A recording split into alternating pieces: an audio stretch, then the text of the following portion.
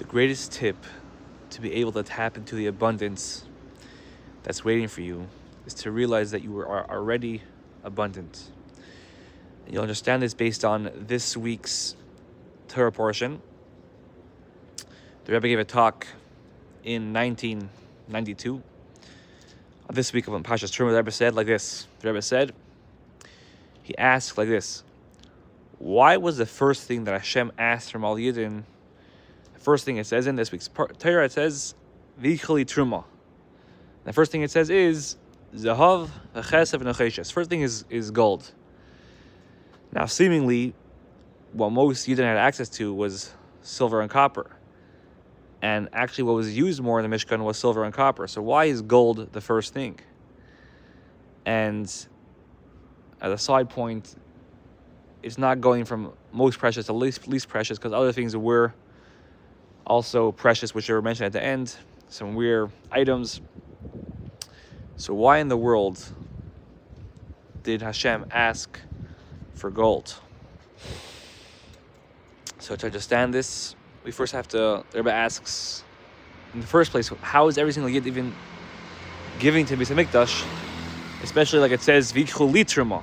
Hashem wants that it should come from a place of a goodwill and genuine desire to give in a way of lishma, in a way of doing it for Hashem. So how is it even possible for everyone to give to the Mishkan?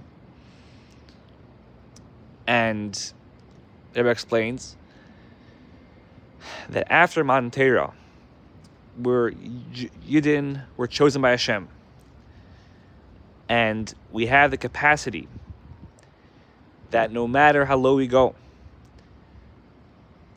the physical and the spiritual are not two separate things, but through Matan Torah, it became one.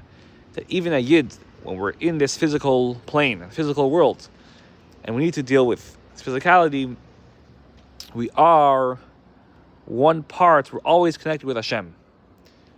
And like it says, the Gemara says in general, that if you want to do something, to comes to mitzvah, to learn Torah, for example, better to learn, even without doing it lishma, even without doing it for the purest intention, because eventually you'll get to the right intention. But the Rebbe says it's not just that eventually you'll get to the right intention, but as you are doing that action right now, as you're learning Torah, even right now, even not with the best intention, there's a part of yourself which actually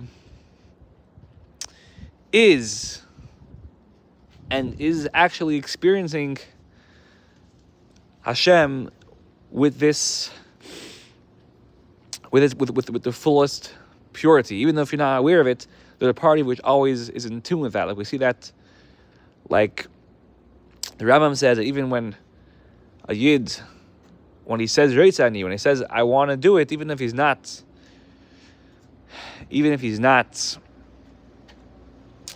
he's being beaten to say I want to give the get or whatever mitzvah it is, it's considered as if he wants to do it because that's what his neshama wants. So again, since we're coming right after Matan Torah, every Yid has the capacity to, even when he gives a donation, no matter what his intention is, his neshama wants to give it lishma.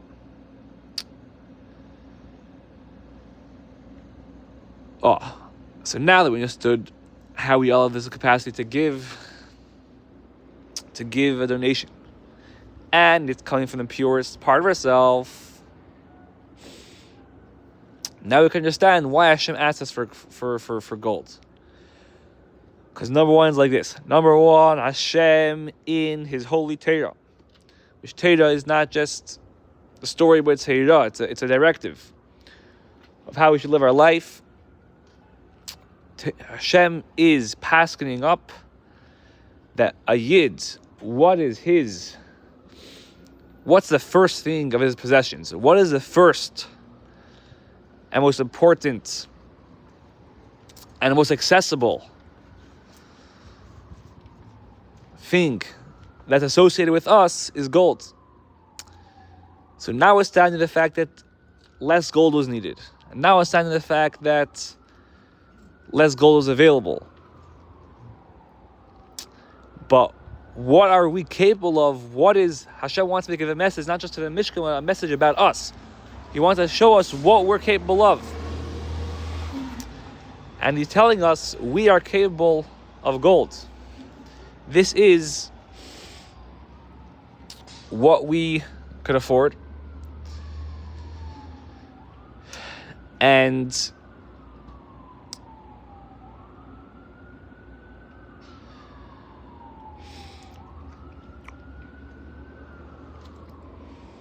number two,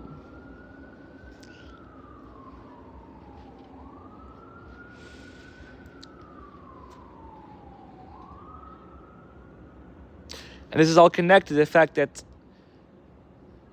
because we're so connected to Hashem, we're really a melech, we're a usher be'etzim, we're really a king, we're a real rich person internally. Because of our state of connection with Hashem. Not just that we're zav, that we're physically rich and we have the capacity to donate, but we're also, Hashem is hinting to us, wow, we have the capacity to even create the Mishkan. We're zav, we're associated with connected to Hashem on the deepest level. That's where zav comes in. And there it connects to the fact that Trumah is this week. The fact that Trumah comes the same week as Adar. How does Adar connect to this idea? It always says the same idea. Why is Adar special? That the court case should be pushed off to this month. Because usually, in general, what does it even mean? Usually we say there's no mazel for a yid. Here we say there is good mazel. What's going on? So throughout the whole year, there's a mazel which you didn't really, if they daven, they could overcome this mazel. The maila, the greatness of this month, is how the mazel is bari, the mazel is healthy. And I'm guessing, and the Rebbe says how this month, because the Mishkan was built in this month, Chav Gimel, Adar, the Mishkan was rebuilt, and then the 7 days of Meluim was rebuilt every single day, but it was built in Adar, and it was revealed as Kayach, how Yidden are Zav, Yidden are really rebuilding the Mishkan. This power is being ignited in this month. So this gives a capacity that the whole month is already a healthy month. It's already, that was connected to the idea how Zahav stands for Zeh HaNisim Bari, and Adar is Bari Mazi, a healthy energy. They're the same idea, and the healthy energy is a manifestation of the fact that Yidden are bringing Zav. And I'm going to mention that we're talking to someone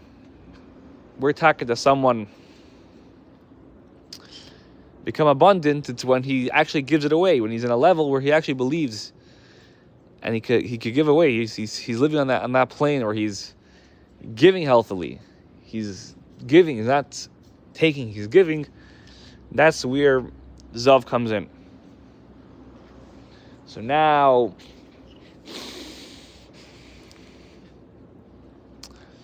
that brings it back to not just the month, not just the fact that you bring a court case in this month, but also what's the idea of Simcha.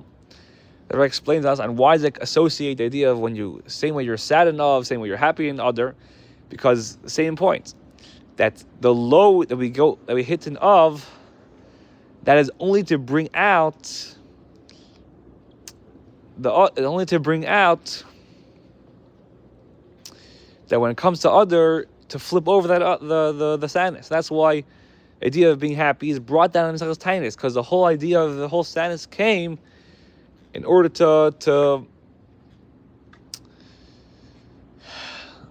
it's brought to Mesachos Tainis, because this idea of being happy when Adar comes is really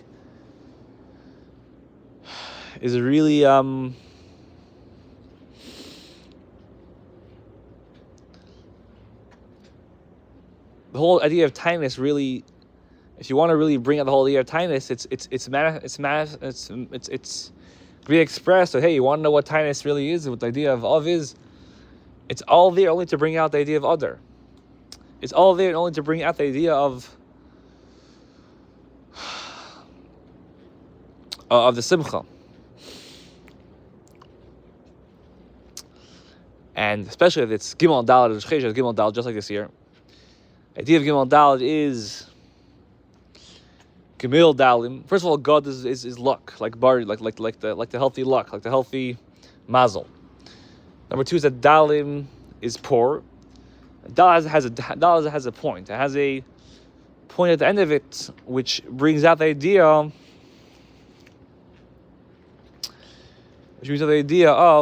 bittul. It's a receiver. It's open. It's always ready to connect and be a bittul to receive from the higher. Like I mentioned, like I missed out before, that there's an ayin mazel yisrael. Where you didn't have a healthy mazel because they're associated with, they're open. There's always that channel to receive from above. So that's all about the dates. Now the Rebbe says, what's the hijra? What's the directive? The instruction and directive is that every single yid has to be rich. Not just has to be, but is already rich. And if you haven't seen it, you don't see it, it's not because you're not rich, but it's because Hashem wants that you should bring out the from Cheshach. You should become rich, not just for the lottery, but should be coming from your own avodah. And that brings out in a way of a much bigger, the Rebbe says, a lashon of fireflitzung. It's going to be like an explosion, like a overflow, and it's coming from a passion. It came from the light that comes out of the dark. Is a much greater explosion. And this helps to the explosion of being able to bring the well springs of chassidus around the whole world. An explosion of simcha, explosion of energy of the Eibusher throughout the whole world. So that's where it's at. To realize that, if you think about it, what does it mean you have? What does it mean you have? You're rich. You could be a guy, you could have worth tons of money, you could have tons of access to houses, but you wouldn't have cash. Maybe you're poor. You could have a guy which has a credit card, doesn't have the money, but he spends the money. So where do you draw the line of having? If you know you're getting a wire of $1 million in a few hours, are you already rich now? If you don't have it, actually, are you rich? I think you could call yourself rich. So I guess the idea of having, what does it really mean to have? So I would say that having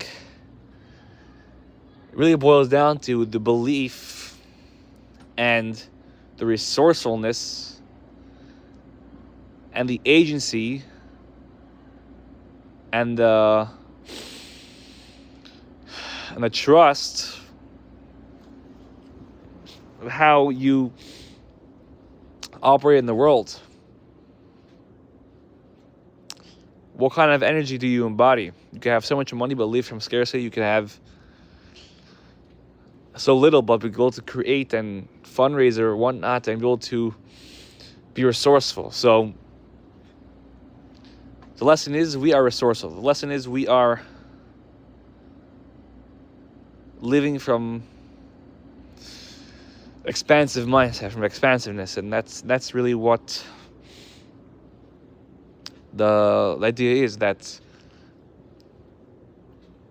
who we are. We're just revealing it, and we should be able to live from a space of what we love to create in our life, from a space of desire and expansiveness, and whatever we desire, that's what's going to come. Not that we're only going to create based on, do we have it already? And if we have it already, do we need to save it and is it even available? So that's the lesson. L'chaim.